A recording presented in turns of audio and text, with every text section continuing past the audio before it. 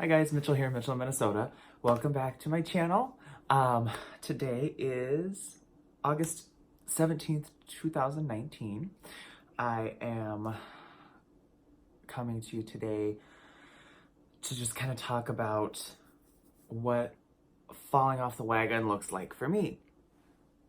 And then as an odd aside, I have a couple book recommendations at the end because I'm a teacher and I read a lot during the summer, like kind of catch up on that, which is totally an aside. But for those of you who are new here, if there's anybody new, I had gastric bypass surgery, revision from lap band to gastric bypass, August 7th, 2018.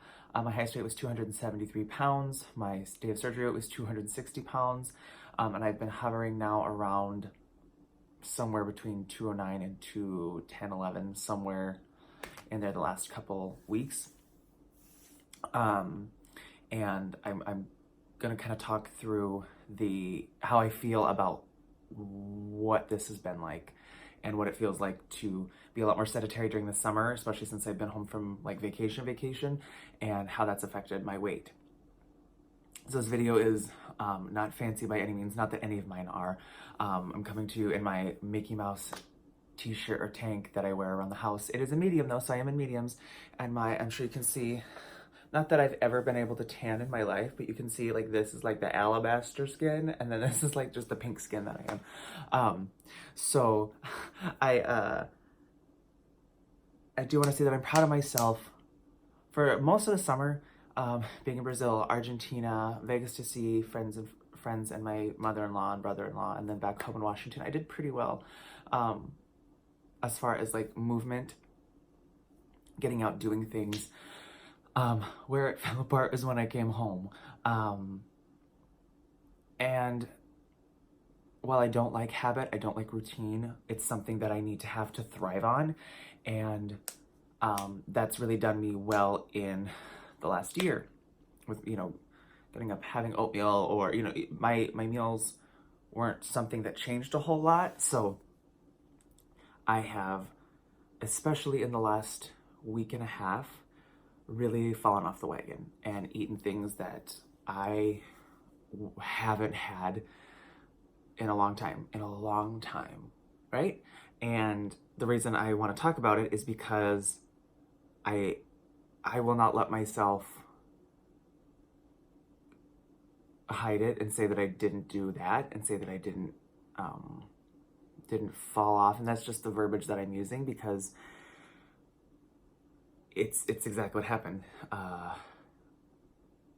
And it was almost intentional. In fact, it probably was intentional. Especially the last 2 weeks, I knew, I fell into old habits in that I had a couple shows I've been waiting to watch on Netflix for like a year. And that means like at nighttime after everything I've done during the day, I can sit on the couch, I can relax and watch. I'm pointing to my TV. My TV's right there. But there's a ring. You can see it in my glasses, I think. Yeah, see that? Like there's a ring that keeps this so fresh. So it's like I can lay on the couch, I can have my snacks, whatever that looked like. And I'm sure, I'm curious, I'm honestly curious if you guys have done this. Please let me know in the comments or send me a private message. I'm not letting myself fall apart because that's not what it is. So in the last 2 weeks, I've had tater tots. I have had,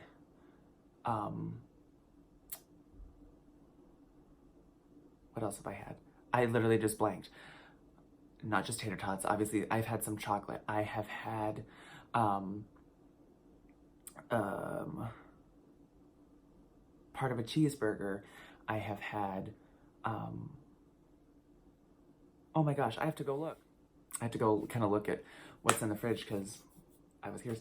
I've had a couple bites of cake. I have had some ice cream. I have had coffee with regular creamer in it. I have had an alcoholic beverage, which obviously like I can have like liquor and stuff, but it was like a sweet drink, so there was sugar in it. I have had some pop, which that's probably what I'm most frustrated with myself about is the pop, but and that's reflected in my weight, compounded with my sedentary movements, which again, I'm on vacation. I start work back again on Monday, so it's not like this is my forever. I'm not worried about getting rid of it. I'm worried about the fact that I was able to not allow myself, but okay myself to have a week or so where it's like I didn't care. I just had whatever I wanted.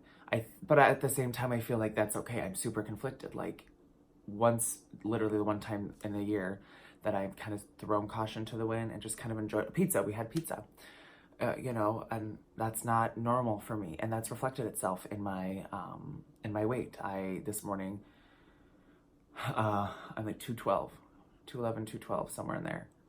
I forgot what it was this morning, 212.0. So I'm not totally off the deep end. I'm not totally I'm not up 40 pounds. I'm up like 3 or 4 pounds. So I've increased intake of food and decreased amount of movement. I can and will rectify that, but I also want to be honest with the fact that I did allow myself to do that. And that's not something that I'm particularly proud of.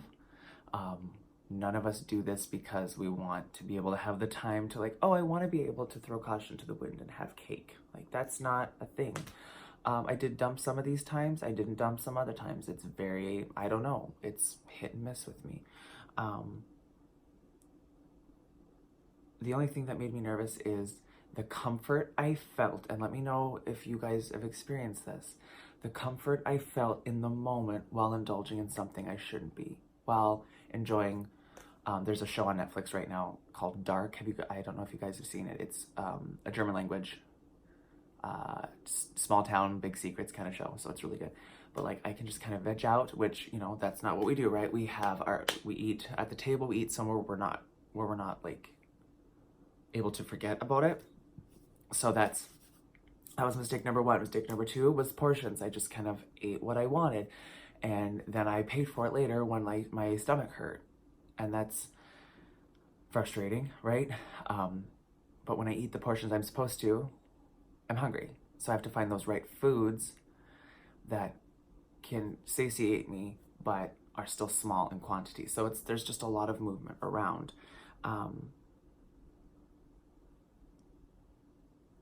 I feel like by kind of talking this through with myself and you guys, I'm not making excuses for myself because that's not appropriate. I am though wanting to account for this so that I can look back on this. I use these videos a lot of times to look back and see where I was, for positive or for areas that I need to work in. And this is an area I need to work in and to be a little better in.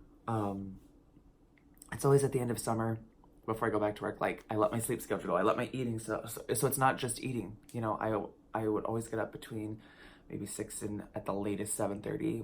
I slept till 9:30 today. So it's up until the very, very, very end of summer. Then I let it go. So it's gonna make for a Monday morning that's rough and tumble.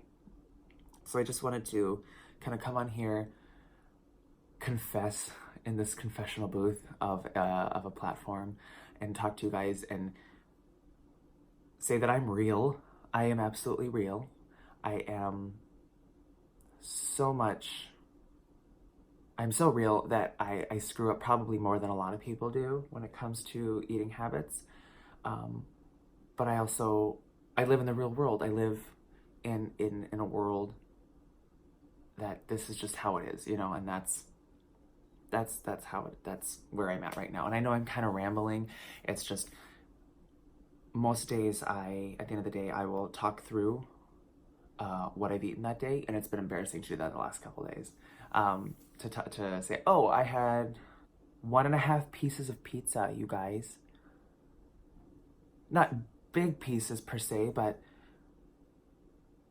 you can force yourself to eat all sorts of stuff with a gastric bypass. Do not let anybody tell you that oh, you're never gonna be able to eat. No, that's a bold-faced lie. It is a tool, and right now, in the last week and a half, I have not been using my tool in a way that is appropriate and the way that it's designed to be used. At the end of this month, I will have my year check-in with my bariatric doctor. I'm gonna tell him all about it, and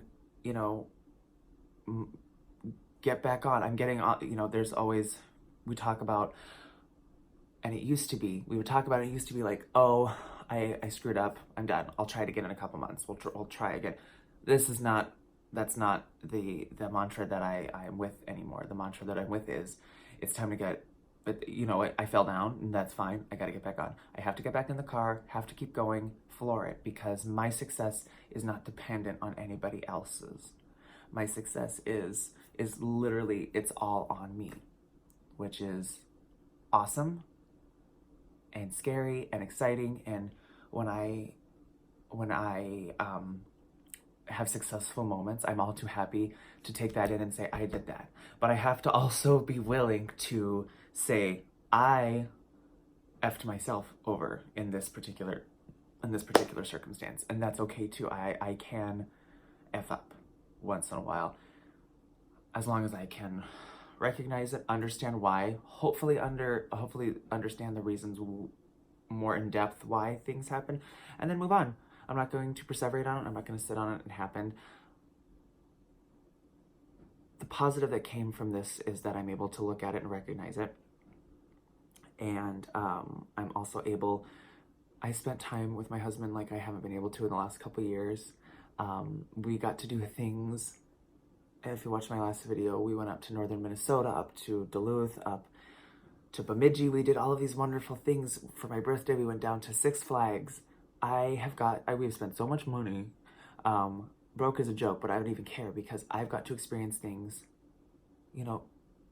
70 some pounds slimmer that I would not have allowed myself to do last year. And I think I've let the celebration go for a little bit of my year, and we're just getting back into the grind. And I also have to be able to say that the grind is not a bad thing. The grind is what's best, and what's best may not always be the easiest, but that's what it is. And I know I've been eating poor because I get, blemishes in certain areas of my face, because I've had some chocolate. I really don't ever have chocolate, but I did. So I break out in some areas. That's just, and I don't know if that's from chocolate. I'm not saying that. I don't know if that's why. I think it's just eating crappy, and then yeah. I am starting to go through, because I got back on the horse, right? I know detox isn't a thing, right? They just came out with all those scientific research that detoxing is not real or whatever, but in a way it is for me, because my brain is telling me, hey, it sounds really good, X, Y, and Z. It's like, no, you don't get to have that. So it's a constant battle with myself, starting today, back on track. And it's going to take a few weeks. And I'm sure you guys have those experiences too, where it's like you're pushing your body through that withdrawal, maybe that's a better word for it, withdrawal. I'm withdrawing from the carbs and the sugar and the crap, which tasted so good at the time. I'm not even gonna lie, because I wouldn't have done it. Addictive properties and this stuff is no joke, you guys. It is no joke. And it's like, yeah, I was able to look at my Premier Protein in the last week and say, I don't want that. Well, this morning I woke up and that's what I wanted. So I think I'm getting on the right track. So there's that part of my life. Take that for what you will. Again, thank you all for the kind words and the support that I get from you guys, just by comments and by shout outs and by collaborations and things like that. It's a lot of fun.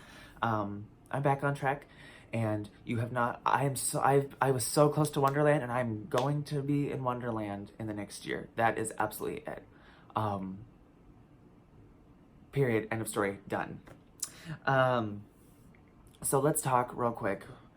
Super weird movement over to books, but I have a couple books and a couple shows that I want to tell you guys about for August if you are in the mood for that. So first, I talked about Dark. I don't know if you guys have seen that. Go look up a trailer of it. It's fantastic. Also, Chernobyl.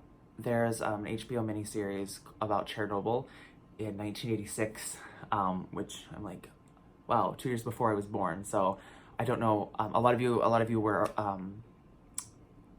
alive during that time when Chernobyl experienced. So I love hearing people's accounts of what happened during Chernobyl, talking to my mom about it, and like how it just kind of rocked the world. It was this whole thing. So Chernobyl, if you're able to watch that on HBO, please do. It's fantastic.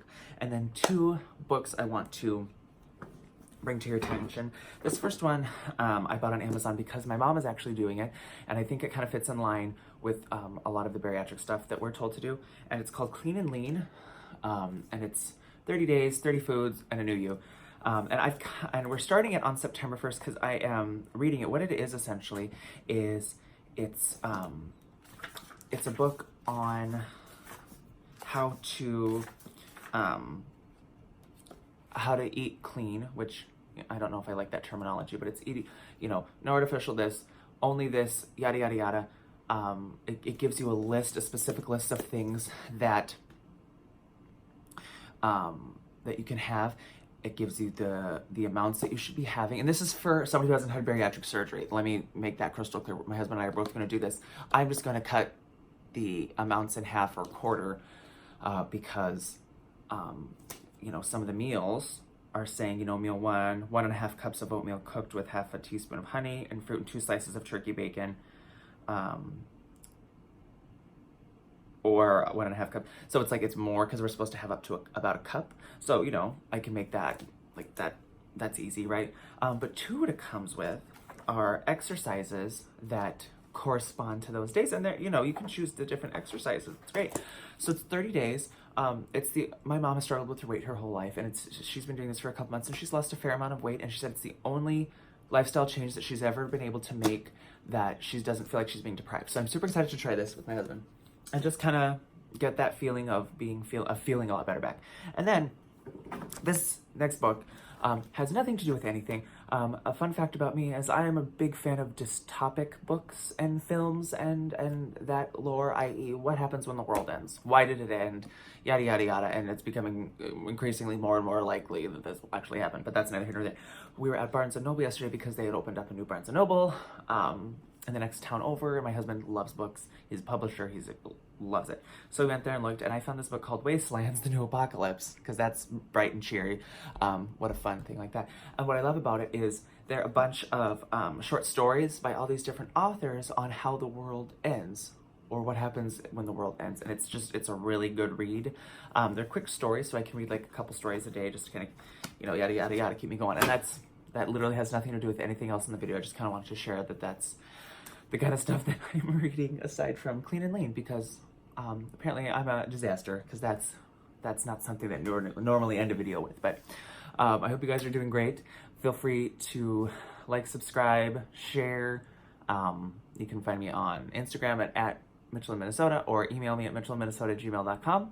I hope you guys have a great weekend. Let's have a good start to the school year. There's a few of you who are teachers or service providers out there. Speech language pathologists, occupational therapists, physical therapists that have contacted me too. And you guys know it's coming again. So hope you guys have a great weekend, and we will talk soon. Bye-bye.